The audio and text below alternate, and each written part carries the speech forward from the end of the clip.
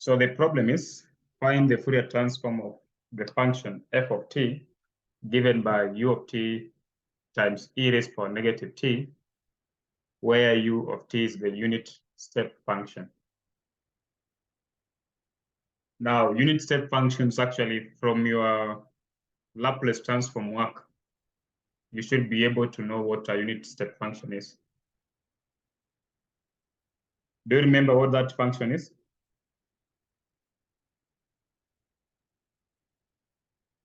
Do you know how we define the unit step function?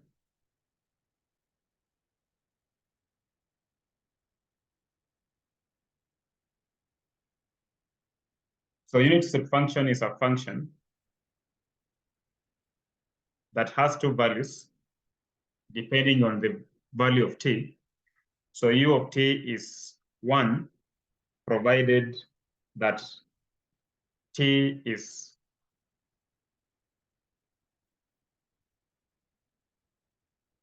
more than 0 and 0 otherwise.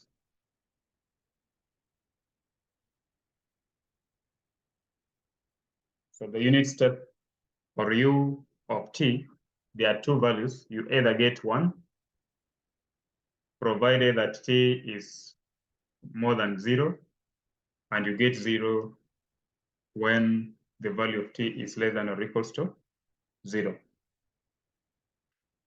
So in our case, we need to find the Fourier transform of this function, where the unit step function is multiplied by e raised to power negative t. So we start by defining what a Fourier transform of f of t mean. And we know that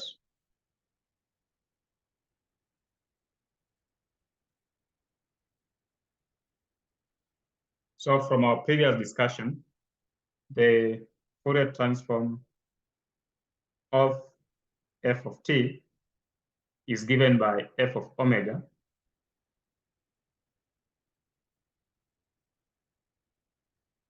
which is given by the integral from minus infinity to positive infinity. You take the function f of t, you multiply by e raised to power negative I omega t dt. This by definition. This is the formula we have agreed to pick in the definition of the Fourier transform of f of t. So you carry out the integration from minus infinity to positive infinity, take the function f of t, multiply by e raised to power negative I omega t, then dt.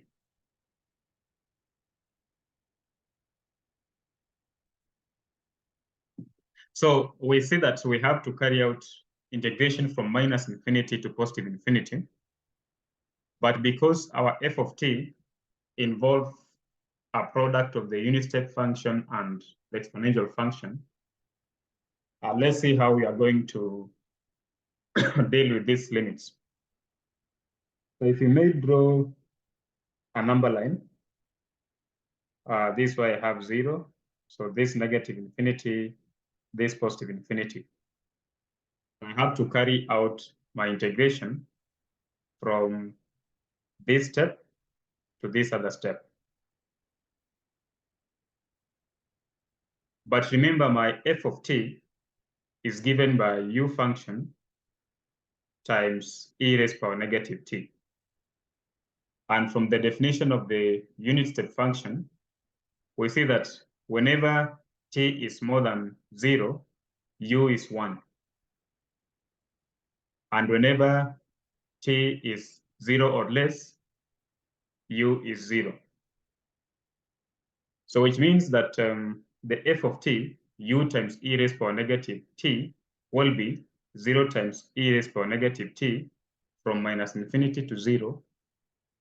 And my f of t will be 1 times e raised to power minus t when I'm between 0 and positive infinity.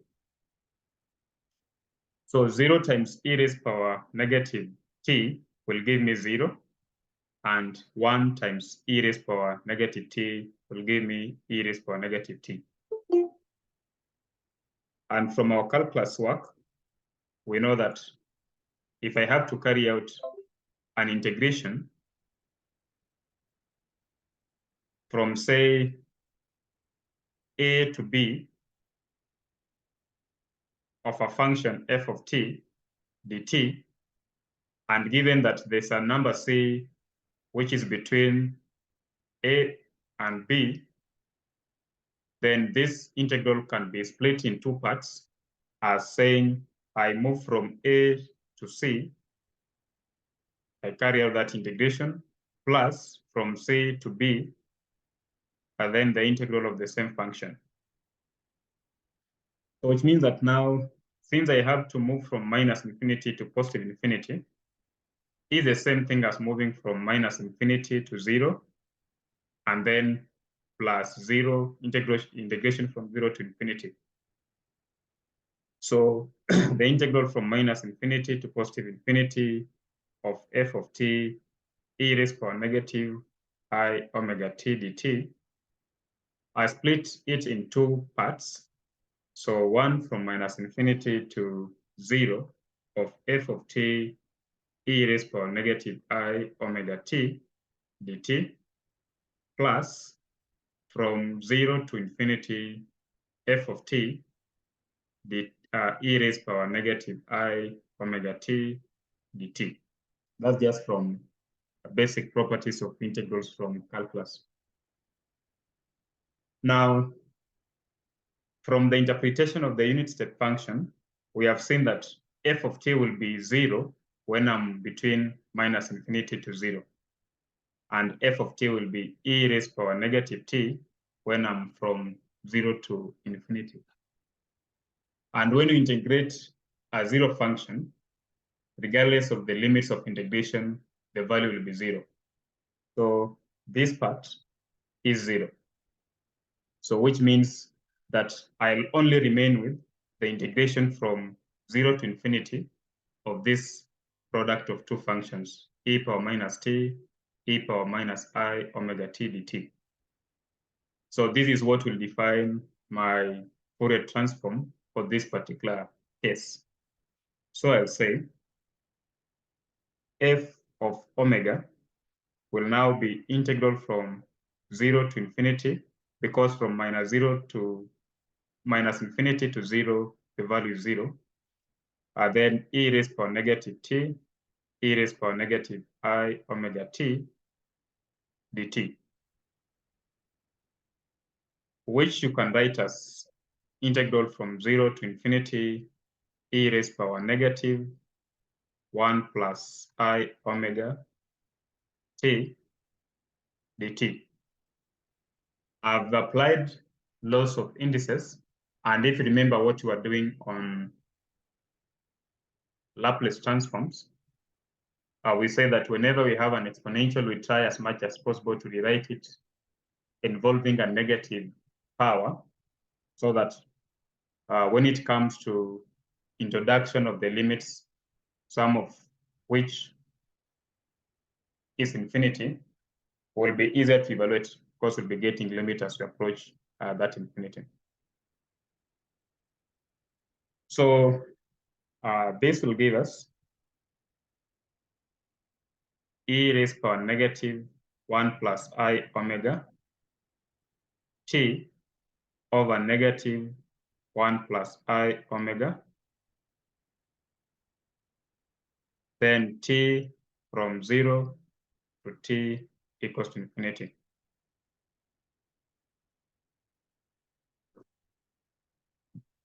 Are you able to see how I'm getting that value?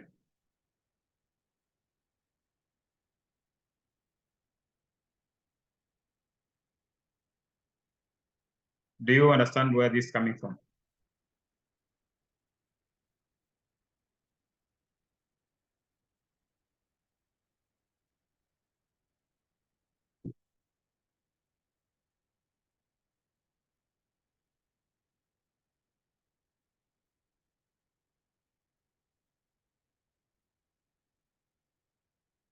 Hello?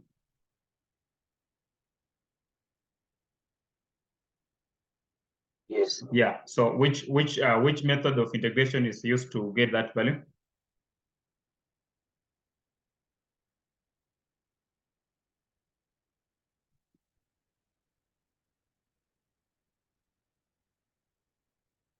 Which integration technique?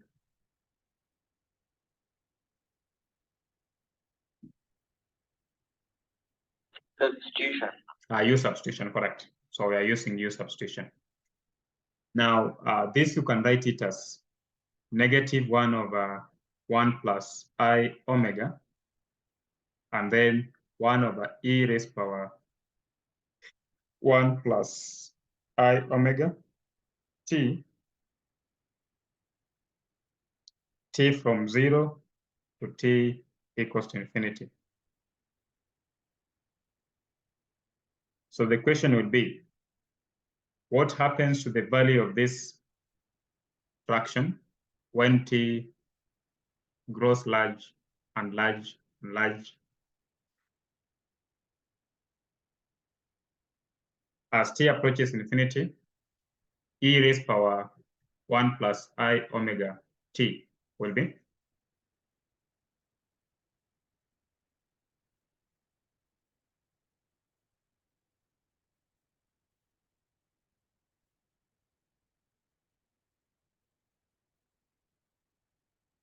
When you make the power of exponent a large number, what is the final result in the value of the whole solution?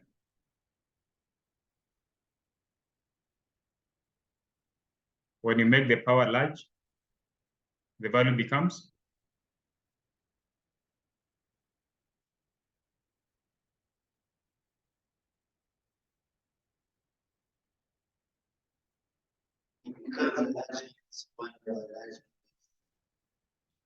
Correct. So when t grows larger, then the power grows larger. E raised power, that large number becomes also a very large number. So 1 over a very large number, 0. Minus.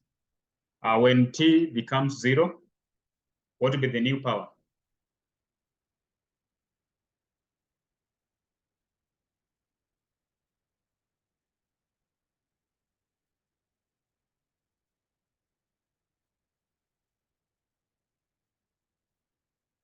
Where there's t, when you put 0, the power of the exponent will be?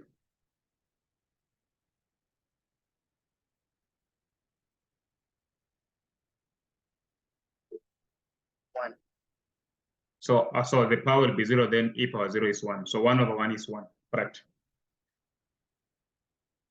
So 0 minus 1 is -1. So when you multiply, you get this will be 1 over 1 plus I omega. So that will be the final answer for that given transform. So number 2, find the Fourier integral representation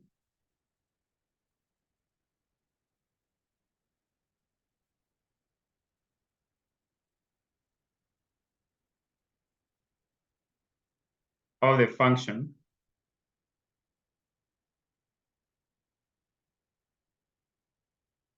defined by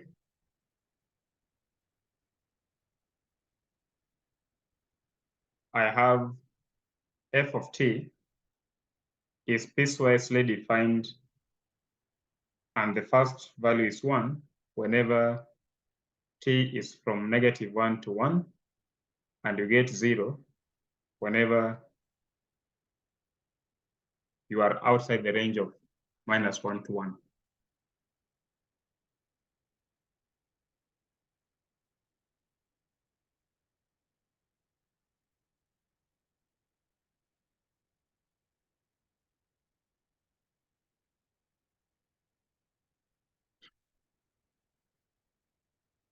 Find the integral representation of the function given by this formula.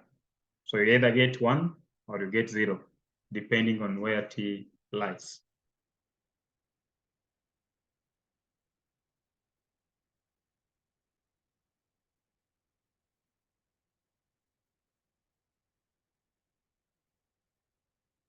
Can you be trusted with that problem?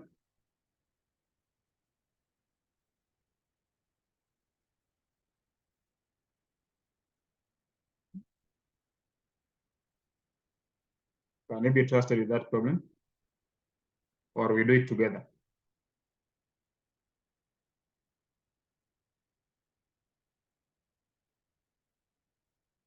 Brian?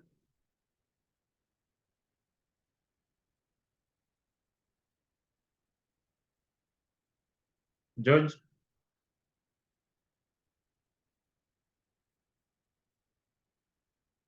Okay, good. Let's do it together. So they remember what happens in all these problems, whether you are solving problems on Fourier transform, whether you're solving problems on Fourier series, whether you're solving problems on Laplace transform, is very simple. There's one key thing or one main trick that will help you to solve almost, if not all, but many problems, is that you need just to remember the definition of what you want to solve. If you remember the definition of the quantity you want to compute or you want to calculate, then you will be able to get the solution because everything stems from the definition. So for us to find the Fourier integral representation of the function f of t simply means that we write this function f of t using the formulas given in alpha and beta that we discussed in the first session. So a solution for this, we say we know that this function can be written as an integral of the form f of t is 1 over 2 pi integral from minus infinity to positive infinity of f of omega e raised power I omega t d omega, where the f of omega, which is the so-called the Fourier transform, is given by integral from minus infinity of f of t e raised power negative I omega t dt. So this is the main thing that we have under this question.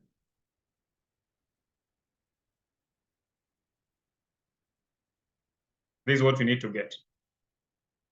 The function to be written as an integral, but then because the integral involves another function, f of omega, then we have to find that f of omega. So once we get the correct value of f of omega, we replace into this integral and we'll have obtained the Fourier integral representation of the function. So in a nutshell, the problem is as simple as being asked to get the Fourier transform of the function f of t, and once you have it, you replace into this formula of the inverse Fourier transform. And the function we have is very interesting in that the value of the function will always be 0, provided that t is not from -1 to +1. And so in the definition of the Fourier transform, these limits of integration minus infinity to positive infinity can actually be reduced to conform to the conditions given in the question in this way. So you know that this is the number line. You need to be moving from minus infinity to positive infinity. That is as per the general definition of the limits in the Fourier transform. But we have been told that if I'm from -1 to +1, then the value of the function will always be 1. whenever I'm from -1 to +1, this function must always be 1. And this other condition means that I will always get 0 as my value of the function, provided that t is outside the range from -1 to 1. So, which means from -infinity to -1, the value of the function is 0. And from 1 to +infinity, the function is also 0. The only way that the function attains a non-zero value is when the value of t is from -1 to 1, and the value of the function becomes +1. Then, from your pure mathematics or from your calculus class, you know that if I have to carry out an integration from interval a to b, where within this interval there are some sub-intervals, I can always get the summation of the integrals within this bigger interval a to b. So this means that to define f of omega, which is from -infinity to +infinity of f of t e raised power -I omega t dt, is the same as I carry out the integration from -infinity to -1 of the function f of t e raised power -I omega t dt. I add 2, I move from -1 to 1, -1 to 1 of f of t e raised power -omega t dt, and then plus, I move from +1 to infinity, f of t e raised power -I omega t dt. That's from basic properties of integrals from calculus work. That to move from -infinity to +infinity, I can take this route. From -infinity, I go to -1. I move from -1, I go to 1. Then I move from 1 to infinity. But the interesting thing with this integral is that if I'm moving from -infinity to -1, my f of t is going to be 0. And if I'm moving from -1 to 1, the value of the function is 1. And if I'm from 1 to infinity, the value of the function is 0. Now, 0 times e raised power -I omega t will give me 0. So which means I'll be integrating a 0 function whose value will always be 0. And similarly, this will also give me 0 because the integrand will be 0. So which means then, as per this problem, we are no longer now dealing with an improper integral, but we are not dealing with an integral involving limits of integration which are from -infinity to +infinity, but we are dealing with simply a definite integral from -1 to +1. So therefore, we say f of omega is nothing but the integral from -1 to +1. 1 times this function will be e raised power -I omega t, and then dt. So that is as per this problem. The Fourier transform is nothing but the integration from -1 to 1 of e raised power -I omega t dt. Now, what is the value of this integral?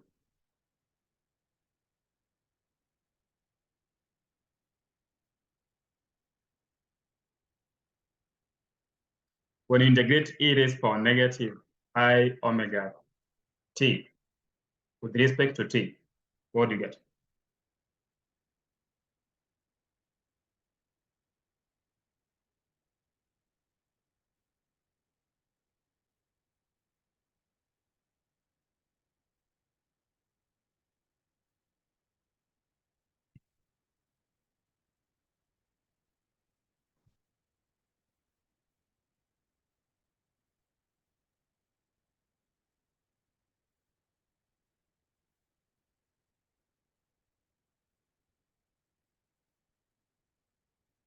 or the value of that integral.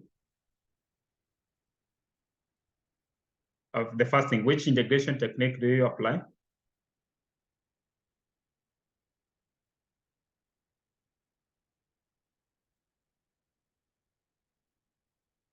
Integration technique that you need to apply on this would be?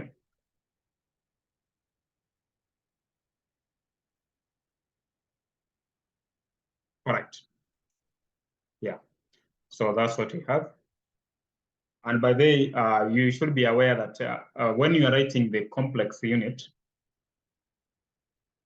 some people we use I, which is same as square root of -1, but some Homo sapiens also use J. So be flexible to know that sometimes to write the complex unit, you can either use letter I, some people can use letter J. Whichever you use is still okay. But mostly I use I. So I will have e raised to negative I omega t over negative I omega. I can always factor out 1 over negative I omega because it doesn't depend on time. So that I have -1 over I omega, then 1 over e raised power I omega t, then t from -1 to t equals to 1. So which will be the same as -1 over I omega into, put 1, I have 1 over e raised power I omega minus 1 over e raised power negative I omega. So just replacing t for 1 and -1 respectively, which is the same thing as saying -1 over I omega into e raised power I omega minus e raised power negative I. Okay, so this -1 and then this +1.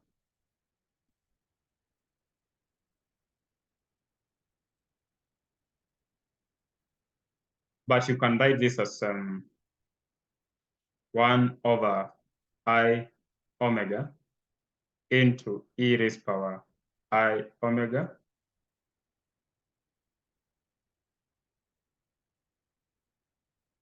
Do you agree with me on that?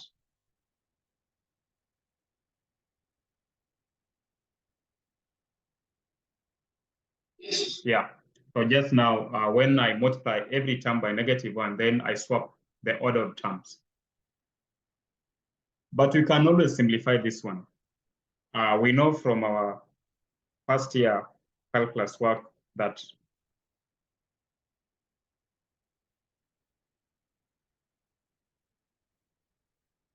e raised power I theta is given by cosine of theta plus I sine theta, and e raised power negative I theta is cosine of theta minus I sine theta.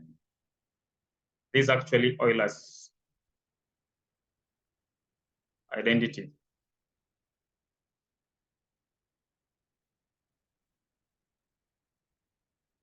So we can always express the exponents in terms of the exponents involving the complex unit in terms of cosines and sines, which means that ei theta minus e raised to minus I theta will be, if I have to use these two equations.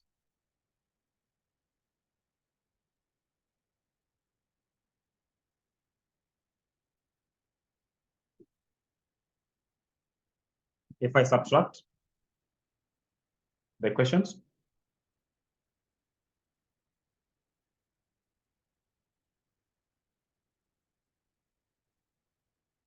what will be the answer on the right hand side?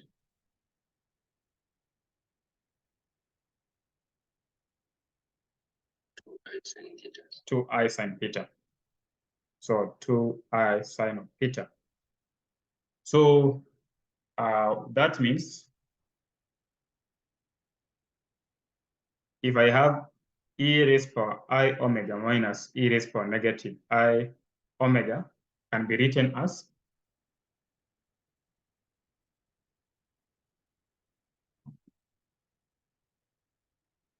if you are to pick, if you are to use that formula in this line.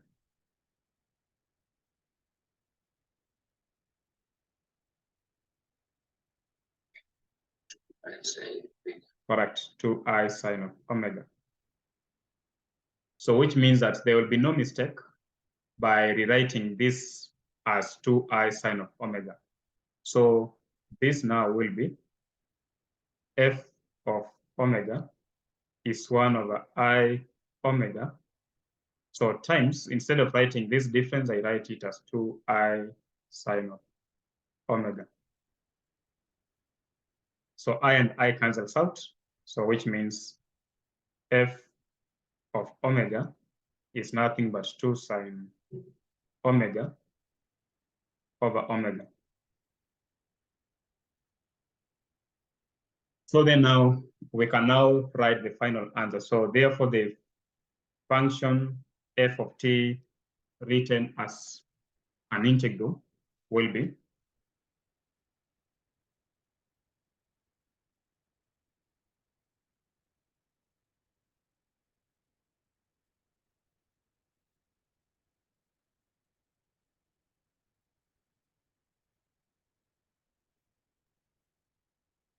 so I'll have f of t is given by 1 over 2 pi integral from minus infinity to positive infinity.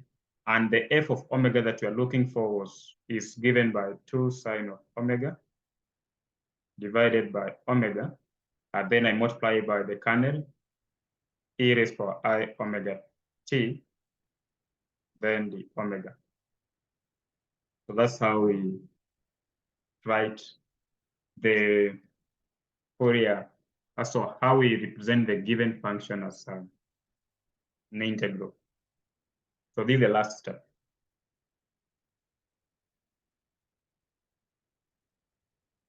Now, if you remember what we discussed on Laplace transform, we started by defining a Laplace transform. We did some examples on Laplace transform. Then what followed after the examples on Laplace transform? If you might remember our chronology of a discussion. After the examples, what followed?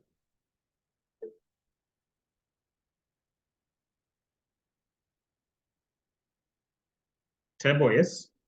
So there's Fourier transform table also. Fourier transform table is also available. This one I'll give you time. Fourier transform table also exists. This I'll share it out for you to write, so we don't have to waste time on that. Correct. So the next thing was Fourier. The next thing was Laplace transform table. Also here, after the examples, we also have what we call the Fourier transform table. Then, after the Laplace transform table, what followed?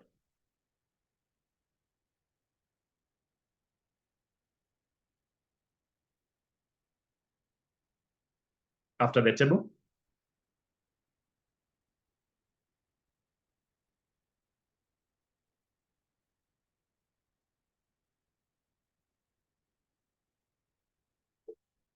Correct. We went to Laplace transform or properties of Laplace transform. The same thing is what you're going to do. Now, properties of Fourier transform.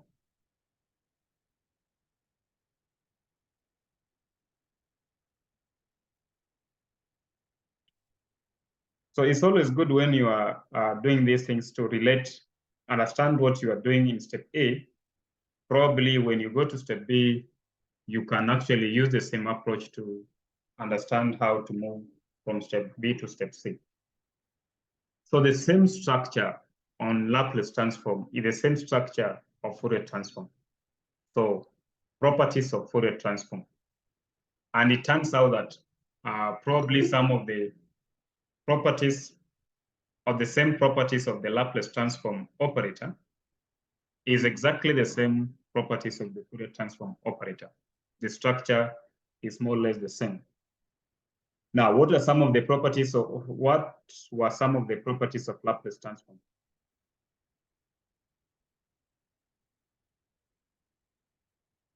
What were some of the properties that we discussed on Laplace transform?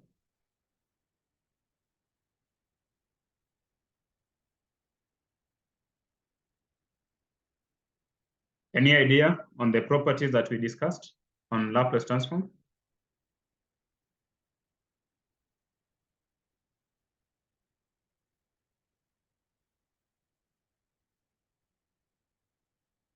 Just check your book.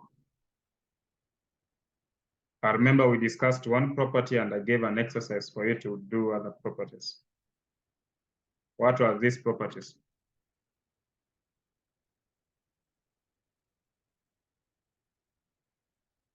Correct, linearity. And also the first property we are going to encounter here is linearity property. We have linearity property, and also the same way we had shift properties in Laplace transform, also we have shift properties on Fourier transform. And also once you do that, you discussed about the convolution of two functions involving Laplace transforms. We also have the same definition for convolution in terms of the Fourier case.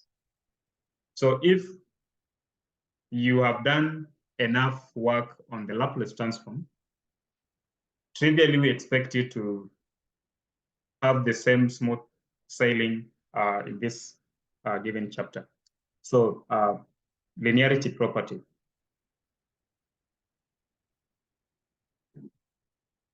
So this is the first property.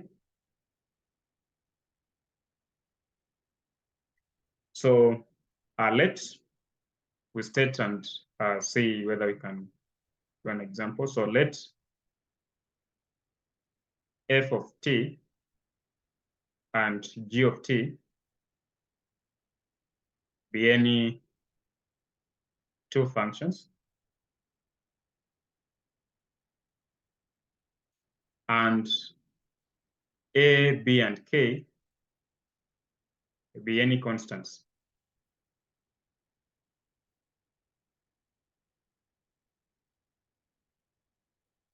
Which in most cases they are real. Then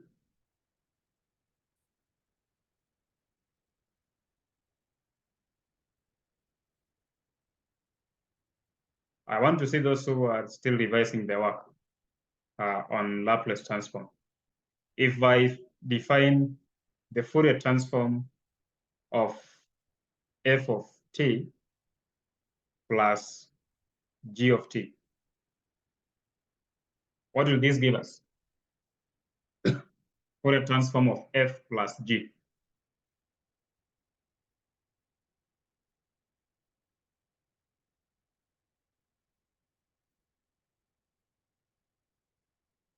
Will give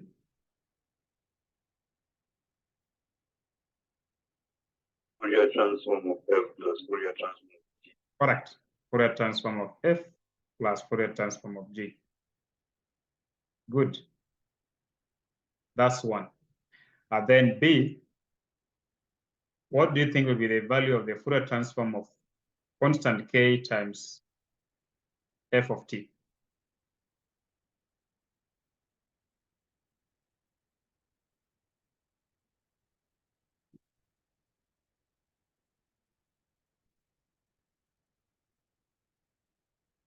What will be the value of this?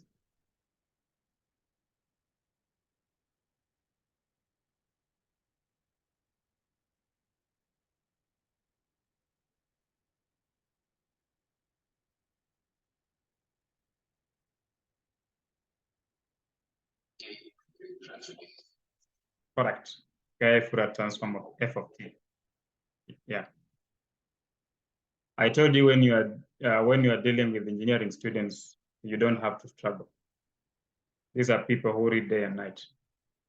And then what if I have Fourier transform of A times f of t plus B times g of t. What do you think this will be? A and B are constants.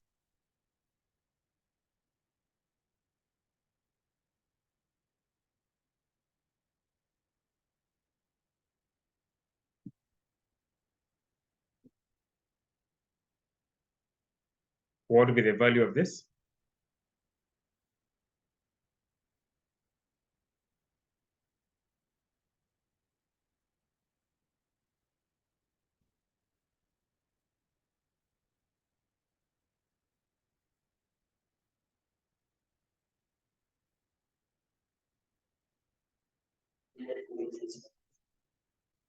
And then plus, correct. I'm usually never worried when I'm with this group because people actually know what they are doing. So that's really true. And they were the same things we saw on the Laplace transform. So F is a linear operator because it satisfies all these properties. Can you be trusted with the proof of those three results from definition?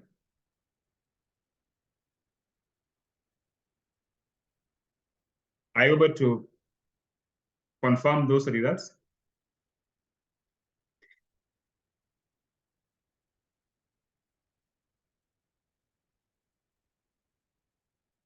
Yes or no?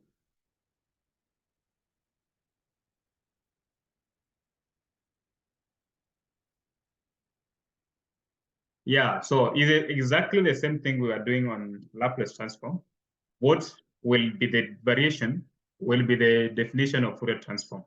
So the structure is the same. The only thing that you'll be doing, you remember that by definition, Fourier transform of any function f of t is given by integral from minus infinity to positive infinity of f of t, and then e raised power negative I omega t dt. So that's the only difference. The difference we'll have here to what you are doing on Laplace transform. So we'll be using this main definition to come up with the proofs to show that left-hand side is always the same as right-hand side in A, B, and C. So find the Fourier transform of u of t e raised power negative t plus u of t e raised power negative 2t.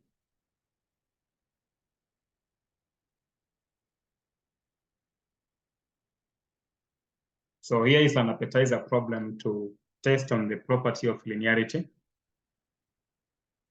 And by what you have said in the previous statement on the linearity properties, when we ask you to find the Fourier transform of u of t e raised power negative t plus u of t e raised power negative 2t, that will mean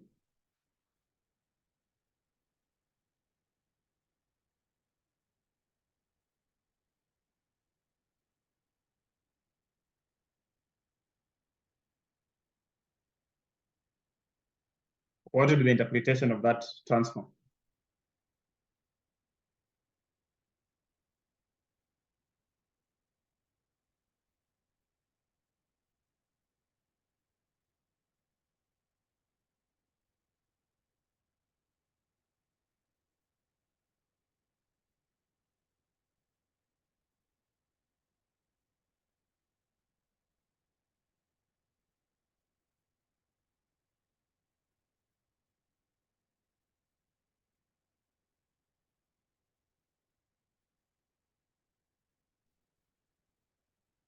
What will be the interpretation of that?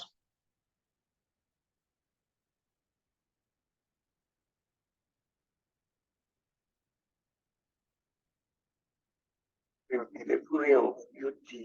Fourier of u of t e power negative t, and then plus The Fourier of u of t e power negative 2t, okay?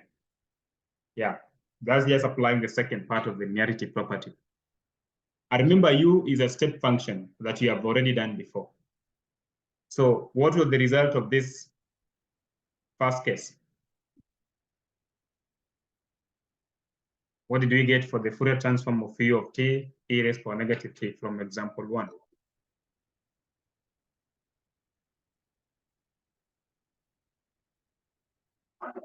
One over 1 plus I omega. Okay, yeah. And then this will be plus, this will be now the integral from minus infinity to positive infinity of u of t e raised to power minus 2t dt. But don't forget that u function, the unit step function, gives you 0 from negative infinity to 0 and gives you 1 from 1 to infinity.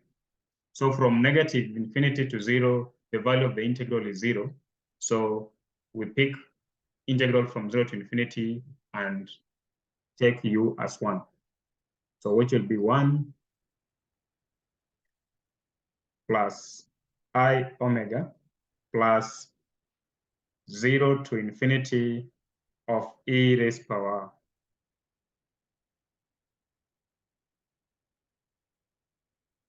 Okay, so remember this, this is the function, then you need to multiply by the kernel in the definition. So e raised power negative I omega t dt. So you have e raised power negative 2t minus I omega t dt.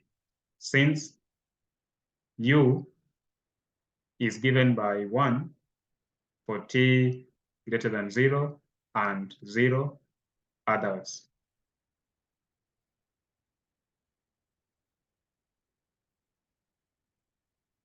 So we should be 1 over 1 plus I omega plus 0 to infinity e raised power negative 2 plus I omega t dt.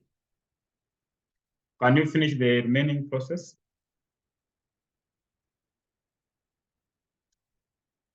Are you able to do the remaining part?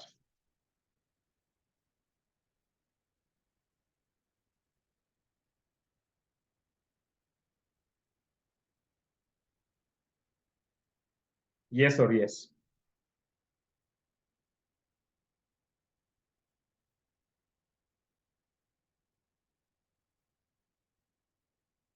I'm aware that you have FEE362. Are you doing this one online or you're doing it physical? The next class? Or it's online, okay. So can you be trusted with the final answer on this?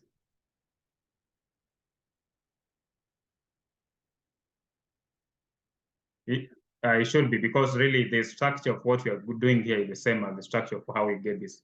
And when you get, when you work out that, confirm that the answer is 1 over 2 plus I omega. I'm just using that shortcut because this is an electrical engineering class. If it was another class, I'd be worried, but I'm not worried with you. The problem is in safe hands. So when you do all the final step, when you compute, you'll find that the final answer putting two fractions together takes this form. 2 minus omega squared plus 3I omega.